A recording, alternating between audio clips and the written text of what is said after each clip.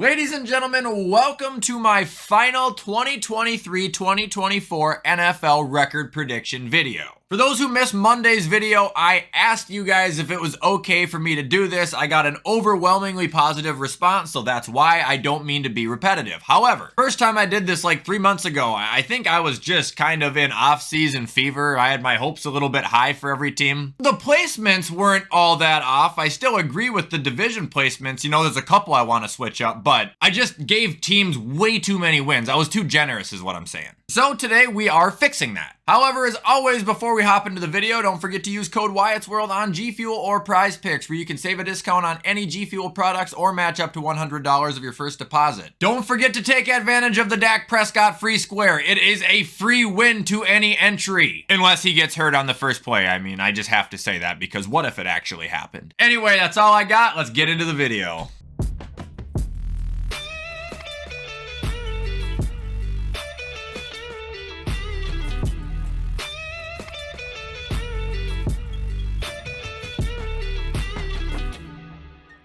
Alright guys, so here we are at the list. I got really nothing to go over, but I do want to say that I have another tier list set up with my division standings that I will show you guys at the end, so don't panic if you can't put this all together. Anyway, first team we got is the Arizona Cardinals. Dead honest, I got them at 2 wins. I think they are going to be a historically bad team this year. In terms of this year, not the future and draft picks, in terms of this year, they have nothing good going for them, and they are doing nothing to fix it. I guess they got Josh Dobbs. Dude, they could have went out and tried to talk to someone like Carson Wentz, or they could have tried to make a move for someone like Kareem Hunt or JT even. I just feel like they're prepared to have a long year. Next up, we got the Falcons. Listen to this. 9 wins, and they're winning the division too. We'll go over that later, but I don't think anybody in this division will have double-digit wins. They're good. I like Arthur. I think their team got a lot better, but I also think the Panthers are actually going to be somewhat tough. The Saints are going to be tough aside from their coach being an idiot, and I still don't think the Falcons are, you know, a diamond roster. Moving on, we got the Ravens. I'm either going to be really right or I'm either going to be really wrong. I don't think any team in this division's bad, but they can't all be double digits, man. I'm going to give Baltimore 9. And I know that might have come off as a lame excuse for Baltimore fans, being like, he doesn't have a reason to put us at 9 wins. I don't, other than the fact that I just think the Browns and the Bengals are probably going to be equally as good or better than you. Moving on to the Bills, I got them at 11. I'm going to be honest, I don't know who I'm picking week 1 between them and the Jets, but the Bills are historically, well, not historically, but recent years, they feel like a team that, you know, loses a couple times in the first half of the season, and then the next half, they either don't lose a game at all or they'll lose like only 1. Von Miller is going to be back after 4 weeks. I know that the Dolphins are missing Jalen Ramsey. Patriots aren't going to be that good, and I expect to split with the Jets regardless. And I think they'll win the AFC East with 11. Next up, we got the Panthers. Got a repeat of last year, 7-10. Now, I could see them winning 8, no problem, but I just see the team having a sluggish start. But by midseason, I feel like they're going to be a completely different team that's going to be able to put together some really nice games. I think they'll be a playoff team within 2-3 years.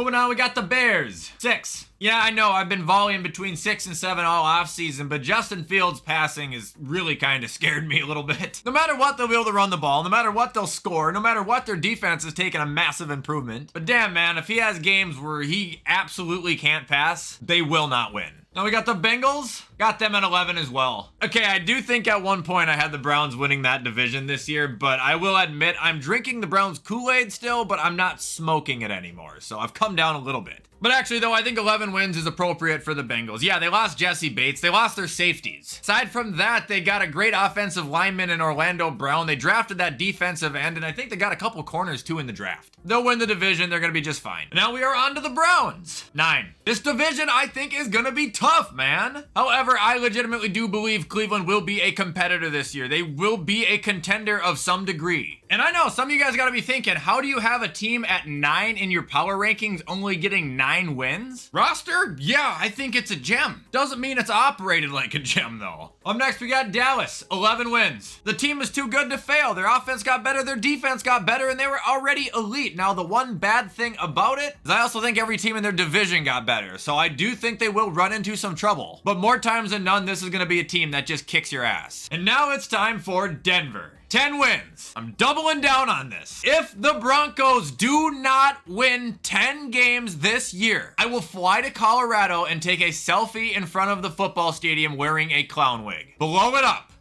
Moving on, we got Detroit. 10. Can't be too ridiculous with them. I want to envision them winning 12, 13 games, but I also got to be honest, their defense isn't going to be perfect, although it's improved. And like I said, I think I was kind of underrating the Vikings, and I think the world is kind of underrating the Packers, meaning I think 6 weeks in their division alone are going to be pretty tough, but they will win the North. Speaking of Green Bay, here is Green Bay. 8 wins. They're going to be better than people think. Jordan Love is going to be better than people think. And I know I've said this, I'm going to sound like a broken record, but I relate them to the Panthers a lot this year, where I just think it's going to be a sluggish start, but by mid-season, they're going to be a pretty tough bastard to play. Now we got the Texans. 7. I'm more confident in them than I am in the Bears. I think Ryan's got a great mind. I think CJ actually is looking better by the week. Now we just got to see how Will Anderson pans out, because if him and Derek Stingley start coming around, not sure the Jags are going to have that division on lockdown for long. Up next, we got the Colts. I got them at 3 whole wins, and I think all 3 of those wins will be like major upsets, like when they beat the Chiefs last year. Like, they got a young team with some crazy disruptive defensive players, but all in all, on a grand scale, it's still just a huge shit show there. You got a rookie quarterback that you're throwing to the wolves with a brand new head coach and a running back who could really help your offense, but he ain't gonna play because you won't pay him.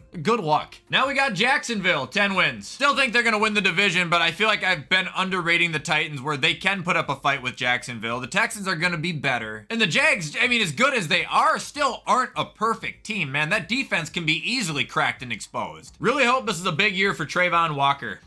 Moving on, we got the Chiefs. I got them at 12. I don't care who's holding out. I don't care who they have for their receivers. I don't really care, man. They got 12. Can't count them out. They never look the best on paper, but they always end up being the best. Just get over it. After the Chiefs, we've got the Chargers. 9 wins. That's it, man. Doesn't matter how good that offense is. Their defense will never be its fullest extent as long as Brandon Stale-ass is there running the team. Now we got the Rams. 4 wins. What did I say in my power rankings? They could compete with teams. Chances of that happening, probably not very high. And even if they compete with teams, it doesn't necessarily mean they're beating teams. Moving on, we got the Raiders. 7. Could win 8, maybe 9, but it's another situation where I think the roster has a ton of potential. Unfortunately, the head coach is just running it into the ground. Moving on, we got the Dolphins. I got them at 9. Look, they're not going to have a complete defense until after Christmas, and as good as we know Tua is, he is not a perfect quarterback, and there is still a considerable amount of things, including his deep ball and durability, that he could improve at. What I'm saying about Tua there is you can't look at Tua alone like you can look at Josh Allen and be like, he is going to carry us to this win.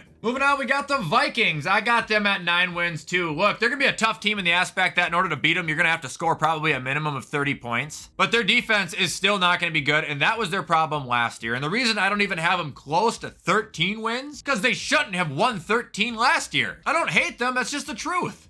All right, next up, we got the Patriots. 6. Gonna be the worst year Bill Belichick's ever had as far as I'm concerned. Probably by far, too, man. I don't know. I know the Patriot fans are rolling their eyes being like, he never has anything good to say. Yeah, I do. Christian Gonzalez, he is gonna be a fantastic corner. He's probably gonna be the best of the class. And you know why? Because he's set up for a team that has one of the greatest head coaches of all time and one of the best defensive masterminds of all time. You guys have fantastic talent like Matt Judon. You guys have a great quarterback like Mac Jones. One of the most underrated running backs in the league, like Ramondre Stevenson. I just do not think you guys are as good as the other 3 teams in your division. And if you go around on a street with a clipboard and surveyed 100 people asking who is the worst team in the AFC East, 95 are gonna say the Patriots. Moving on, we got the Saints. 8. Dennis Allen sucks. The team is great. Moving on, we got the Giants. 9. I can't give them 10, even though I kind of want to. I mean, their division, just every single game they play is going to be tough. And looking at their schedule, there's games that I think they can win, but there's games they can also lose. So now moving on, we got the Jets. 8. Still might pick them to win week 1. And this is what I think is going to happen with them. I think they're actually going to start off hot. And people are going to severely overreact.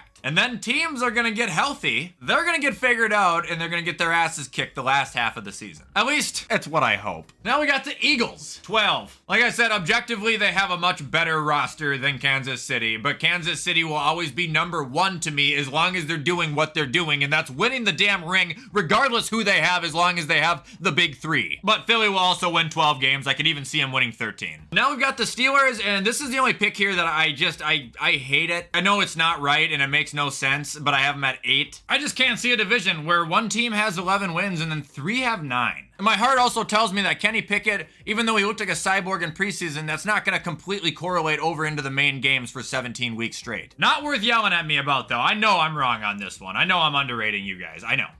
Now we got Seattle, 10. Just talked about them, man. They're a team realistically that if they won the Super Bowl, I'd shrug my shoulders and say, okay. I don't see a reason why, especially in that division, how they don't come out with 10 wins since they have 4 free wins coming up. Now we got San Francisco, 12. They always beat ass in the regular season. Should be an easy playoff ride just for them to get bounced. Funny coming from a Bills fan. Yeah, it is, isn't it? All right, on to Tampa. 5. Todd Bowles is terrible. Up next, we got the Titans. 7. They'll compete and they'll play good games, but kind of like the Rams possibly. You know, I just don't think they're going to win a lot of games. Hard as Mike Vrabel tries, I think they're going to finish under 500 this year. And we'll end it with Washington. I got them at 7. I don't know where I had them last time, but I know I have better things to say about them. I think they have a great young quarterback on their team. Their receivers are great. Their defense has a ton of potential. It's just unfortunate that they are playing against 3 teams in their division that I think are better than them. And that's not me talking shit about the team. That's just me being honest. And that's not also even going out to the rest of their schedule. All right, guys, and that is going to be it for my final lock-in of teams' record predictions. Although, before we exit, I do want to show you guys the divisions. And they look like this. I'm pretty sure it's almost the same as last time, maybe a little bit different. I know the AFC North I have tweaked. However, that is all I got for today's video. I might not post tomorrow, not sure. It's Labor Day weekend, so if I don't, everything is good, just taking a break. But with everything I just said, I'm gonna hop off and get this edited so you guys can watch it. Show support in any way you guys know how. And as always, I will see you in the next upload.